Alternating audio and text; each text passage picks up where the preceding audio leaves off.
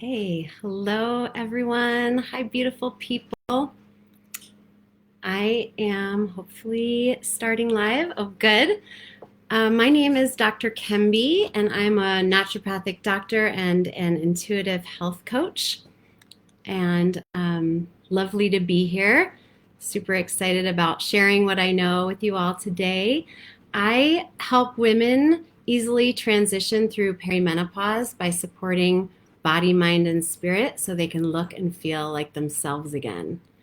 Right? So if you're on with me live, if that sounds good, if you can type, what should we type? Easy. Type easy in the comments. I'd love to hear from you. So I'm here to talk to you today about sleep. And the reason is it's vitally important for our health, our well-being, our mental, our emotional state. All of these things require good quality sleep. And you may or may not know this, but it is one of the first and most impactful symptoms or changes that happens around the time of perimenopause. So when I'm talking about perimenopause, for those of you who are new to this realm and this idea, it is the time in a woman's life somewhere between her mid-30s, early 40s, through to the state where she is in menopause, which is officially a year without cycles. So I'm happy to provide more information about what that time is, but today I really want to focus on sleep because I only have about 20 minutes to share with you all. And as you may or may not know, women of this age group in perimenopause are one of the highest groups with sleep issues. So it's a big struggle for women in our 30s, 40s, and 50s. Around 50 to 60% of women report that they either are not staying asleep, are not falling asleep, or both. So I'm going to share with you today 3 simple steps that you can take, practical steps that you can start to move the needle and start to get better restorative sleep. So when I'm talking about deep restorative sleep, what I mean is you're not waking in the middle of the night. You're getting restful sleep that's uninterrupted, and where you're getting the benefits of deep sleep. And the benefits, too numerous to talk about here, but we know how we feel, right, when we're getting good quality sleep versus when we're waking or we feel like our sleep is interrupted. We have light sleep where we hear things and we kind of toss and turn at night. That is not deep restorative sleep, where we're rebuilding our neurotransmitters for our brain. We're detoxifying our body. So many amazing things, rebuilding our immune system, our hormones, all these things happen while we're sleeping. So I wanted to, first of all, just take you back in time and share a story with you. I wanted to take you back about 6.5 years and share my story. So it was around January of 2018, and I'm a successful naturopathic doctor. I've built my own private practice as part of this group practice. And I was a women's health specialist, and I loved my clients. I loved my colleagues, and I really had a very full, happy life. I had 3 young kids at home, and yet I found myself walking in and telling my practice manager, I need to take some time off. I need to take about 6 weeks off. Can I take that time? Can someone else cover my practice and my patients? And why did I do that? I remember this feeling. I'm going to try to describe it to you now and let me know if this resonates with you. I was so bone tired. That was the word that I used. Like, tired didn't even describe it. I was so fatigued that I felt it like at all of the levels of my being. And even though I loved my work, I loved my life, I just knew I couldn't continue on this same path. I knew I needed to just take a break and take some time to rest, recuperate, restore, rebuild myself, really. And I had been, at this point, I felt so depleted and overwhelmed, and I was just kind of keeping it together at work and at home. So I want to share. Tell me if any of these, if you can relate to these moments. I want to share some of the moments of um, my sleep journey. At this point, I remember so many nights where I was the only one that was awake in the house. I would fall asleep no problem. I would wake up in the middle of the night. The house would be dark, be quiet, and I would literally go like room to room to room and look in and check on my kids and listen to the sound of their breathing, just check on them, check the covers. My husband would be sleeping and I would just be laying awake in the dark, feeling desperate, feeling lonely, feeling like, oh my gosh, how can I fall back asleep? Like just feeling like I had nowhere to turn. And or I would wake up, I would fall asleep, and I would wake up, feel, oh man, that is me, Tammy. Yeah, right. And I'd fall asleep, and I would just springboard up, like literally wake up in the middle of the night, sit straight up in bed with either thoughts racing, covered in cold sweat, with these anxious thoughts, like did I put the laundry in the dryer for my son's soccer uniform? Did I remember to call this patient back? Did I, what else? Gosh, did I write that permission slip for school? All these thoughts, right? I call them mental gymnastics, because I would think about it like, here I am juggling all these things. And I felt like I was so sleep deprived. Some things were just going to fall through. They were going to fall through the cracks and I was going to miss them. And it was such a desperate feeling, right? Of like, I was a smart, capable professional, and I still felt like, oh man, what am I forgetting? What am I missing? Because my brain was not functioning optimally, right? We know when we're struggling with our sleep, sometimes our memory, our concentration for sure is affected. I felt like I always had to write things down multiple times. I had to write and rewrite my to-do list just to make sure I was following through. And I remember another time I woke up, it was around 5:20 in the morning, and I, looked at the clock. Okay, 5:20. I felt like I dozed off again, and then you look up and it was 5:45. And just that feeling, that dread seeping in of like, in an hour, I'm going to have to get up, my alarm's going to go off and I'm going to have to make it through my day. I'm going to have to, see these clients. I'm going to have to show up. I'm going to focus. I'm going to, have to go through my workday and be present for my family. And I was exhausted and I was overwhelmed. And yeah, let's see, Tammy, anxious thoughts is a big one for me. Yeah. And I remember that feeling of just like, I can't catch up. So I thought for sure this 6 weeks, I'm going to make it happen. I'm going to restore myself. I'm going to get some good sleep and I'll feel so much better. And I did feel better. That did help. But it was in that time, right? I'm just looking back at my notes to make sure I remember everything I want to say. I knew, first of all, that 6 weeks turned into 6 months, almost 6 months off of someone else covering my practice for me so that I could really get my sleep back and I could really heal myself in a holistic, sustainable way. And what I found is the things that I had been using up to this point, right? The supplements, the, smoothie shakes, protein, energy, exercise, all the things, they were helping me maintain, but they were helping me maintain this lifestyle where I was getting more and more depleted, right? So I was getting through, but I wasn't thriving. I wasn't feeling healthy. I wasn't feeling like myself. I felt like I had no extra energy or time for who I wanted to be and for the people around me. And so I really had to take a hard look. And if anybody, right, could have had the resources to know what to do, it was me as a holistic doctor with, all these people around me who could have helped me. But I really had to do the work, the internal work, and find that whole solution and heal my sleep. And I just wanted to come on here and also provide you with some hope that I have done this. I've worked with clients and I've supported other people too. And my goal, my passion with this work, and especially with talking about sleep, is to help help other women to deepen their sleep, because I've found firsthand the dramatic transformation that comes when we get our restorative sleep back. It feels like a miracle. It felt like a miracle to me. Even having one night of uninterrupted sleep feels like, I mean, you feel amazing. You feel like $1,000,000. And, now to where I have that, almost every single night, it's just completely life-changing, and I remember in my early 40s feeling like I looked so much older. My hair was falling out in clumps.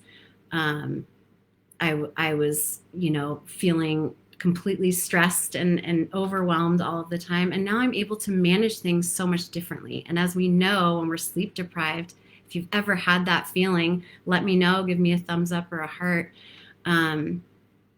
It messes with your mind too. It makes you feel more anxious. It makes you feel depressed. You can feel irritable, less patience, all of these things, right? All these mood swings that are happening anyway, as we head into perimenopause, are so much worse, 10 times worse, when our sleep isn't good.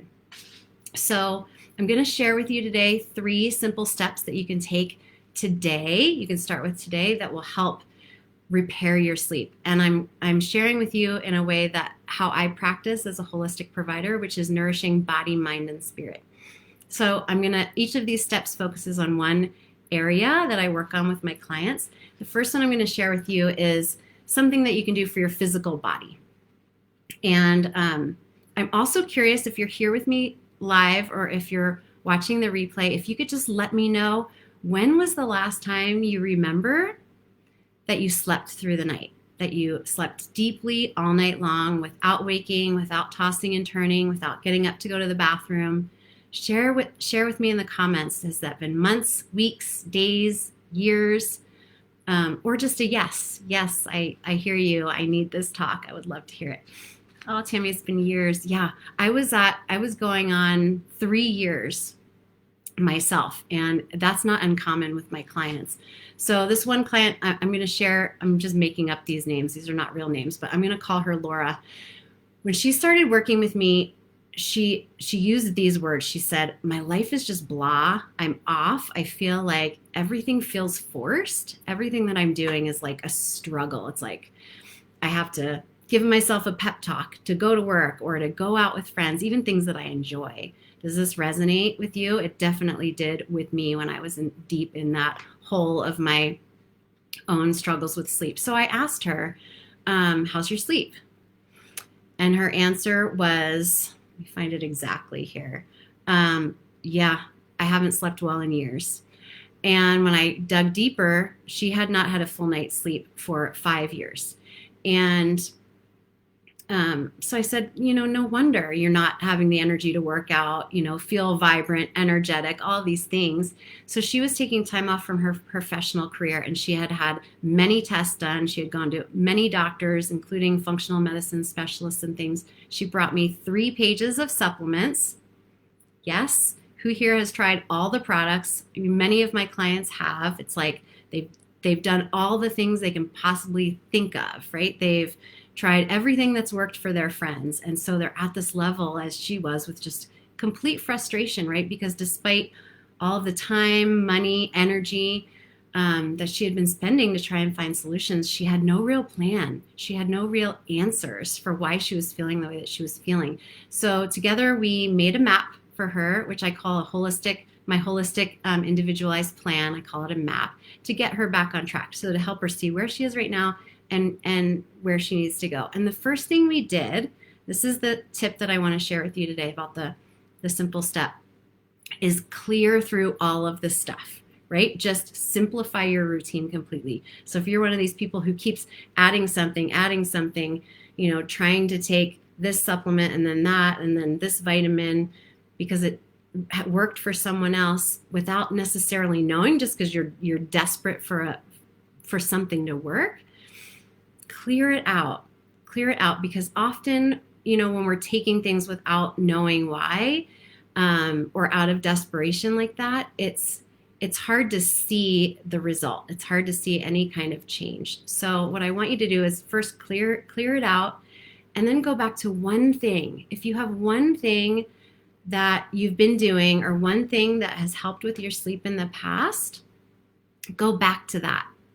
And if you have, please share here so other people can hear what has worked for you. And I don't want to jump into naming a bunch of natural remedies, because that's a disservice. I don't believe that anything is one size fits all, right? It's needs to be holistic approach. It needs to be, a targeted approach based on what each individual needs, because we all have different.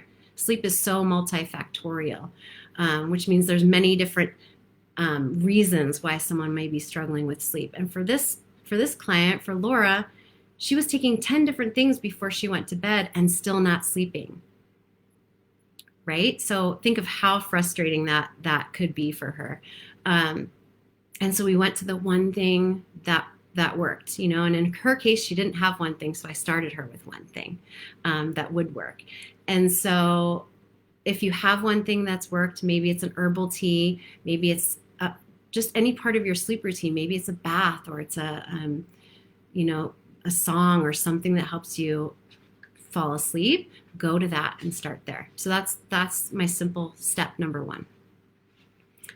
Okay, step number two. This has to do with the spirit and the energetics. And for those of you who don't know me very well, I am very intuitive. I'm an empath and highly sensitive. Most of my clients are as well, and that's why the spiritual aspect, it's so important, especially when it comes to our sleep.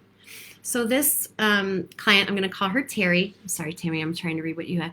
Yeah, can't find anything that works.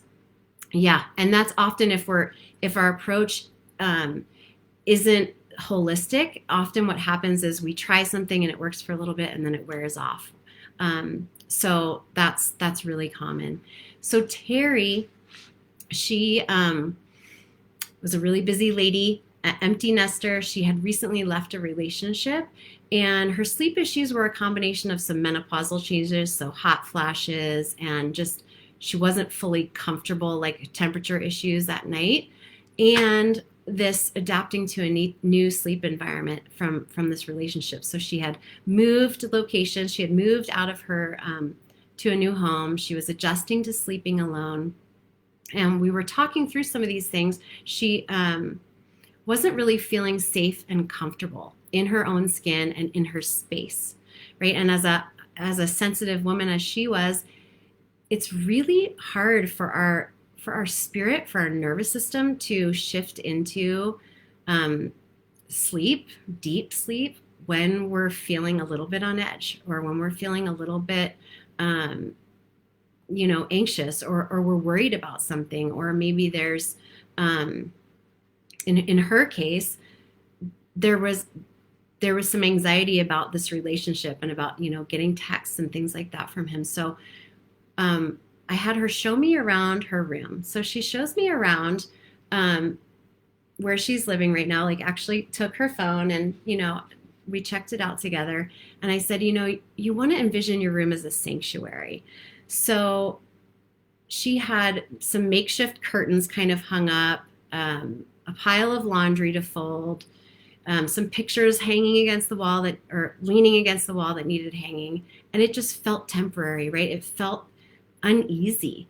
And so we talked about that. And this is something I want you to think about if you're watching now or watching the replay. What's one thing that you could do or you could change in your room, that you could address right now in your sleeping space, that would make it feel more peaceful, that would help you feel more relaxed? So if you can even close your eyes while you're watching right now, or if you're in your house, if you could look around your bedroom and see, is this a place where I feel relaxed and calm and, comforted? Or is there something stimulating, like there's a project to do, or it's overwhelming because there's clutter? If you can take the unfinished projects, the laundry, just, the electronics, take them all out of sight. And what's one thing? Share with me in the comments if you have something. One thing you can do. You don't have to tackle everything, right? If you're someone like me who tends to have lots of projects, just clear them out of the bedroom, right? It's great to have them in certain areas, but not there. That should be a haven. It should be a sanctuary. Tammy, my room is cluttered. Yeah, okay. So think of one thing. Maybe you just clear off the top of your nightstand by your bed, or you add one thing that's calming. Just thinking about that, because our spirit needs to feel grounded and at peace in order to get good quality sleep. All this talking, I need to take a sip. So simple step number 3 is about the mind. And I'm going to share with you about my client called Kim. So Kim came to me. She was at a similar stage in her life to where I was when I was having sleep struggles. I think she was in her she may have even been 40. She had just had a hysterectomy. She had lots of hormonal issues throughout her life, and she had just had a hysterectomy, which helped. She felt amazing for about 6 months. And then she came to me and she was like, I felt so good. And now I feel like I'm stuck in PMS mode. Like I have this crazy anxiety. I'm in survival mode. For her, the PMS was very much mental. And she was irritable and snapping at her kids, which then made her feel, really guilty and awful. And then she felt like she was unable to relax. So she would have to have everything, like all the dishes had to be done. The house had to feel clean. Things had to be prepared for tomorrow before she could actually power down and go to sleep. And she would say, my husband's snoring next to me and I'm still like running around cleaning or, tidying up the house so that I can get in bed, and then I can't fall asleep. Right? Has this happened to anyone else? I can totally relate to this. And she wanted to feel more patient, balanced, and calm. Right? Yes, please. And I said, again, sleep. Right? Let's look at your sleep. Because it's really hard to be a patient, mom. She had 2 kids, and her youngest was 6, and she had not slept well since before he was born. So again, 6+ years, right, Tammy? So I went through menopause. Yeah, 56. Yep. So right in that time frame, like 40s and 50s are when women often have to make dramatic changes to their sleep schedule, to what it takes to get them to fall asleep. So what I told my client, Kim, call her Kim, is think about the things that you had to do with your kids when they were young. So I'll tell you this, Tammy, and anyone else who's watching with me. Think about what you had to do with your kids, right? You had to help them calm down and prepare for sleep, right? We expect ourselves to jump into bed, close our eyes and snap our fingers and we're asleep, right? And it just doesn't work that way. The brain doesn't work that way. It needs some time to transition. So this is my step number 3 for you all. Is one of my favorite tips for sleep when I'm working with a new client is keep a notebook by your bed.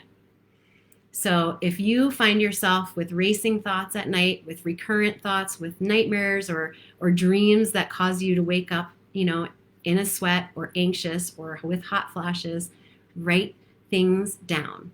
So I'm not talking about a gratitude journal or journaling, which I love, by the way, but that's part of my morning routine. But I'm talking about writing down your worries, writing down your anxieties to get them out of your head, out of your mind, so that you're able to relax. And for a lot of women, we store these thoughts in our mind, right? Just like when I was explaining my story, so that we don't forget.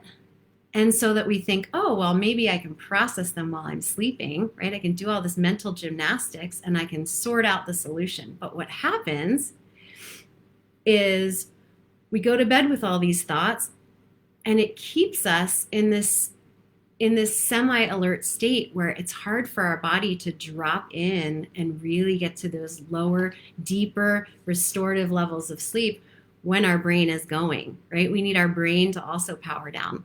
So true. I go. Exactly, Tammy, right? And it's like, when I explain this to clients, usually there's this like light bulb moment of like, oh yeah, I know what it takes to, rock a baby to sleep or help a toddler, rub their back or soothe them to sleep. Why am I expecting this from myself, right? So those are my three simple steps. If you can choose even one today, one little nugget that gives you some hope to start to see some shifts toward better quality sleep that make me so happy. I would love to know what one thing you're going to start implementing today. Step 1, simplify your routine. If there's one thing that's worked for you in the past, do that. Step 2, make your sleep environment a sanctuary. Have it feel peaceful and relaxing. Step 3, keep a notebook by your bed. If you aren't sure where to start, if feel like you've tried all the things, you're frustrated, you're still not getting the results of deep, good quality sleep, if you're looking for help with navigating this journey through perimenopause, through menopause, I would love for you to join my group. I have a community of women just like you, women in their 40s and 50s. I offer many trainings and support on all the topics of perimenopause, but this one on sleep is near and dear to me. So I talk a lot about sleep, energy, moods, hormones, and I give approachable, practical solutions that are holistic based, so body, mind, and spirit, so that you can look and feel like yourself again. So thank you so much for being on here with me today. If you're watching live or if you're watching the replay, I really appreciate you taking the time. I really hope you found it helpful and valuable. And Tammy, I will drop the link right now when I finish this, so feel free to jump in, and I look forward to seeing all of you in my community.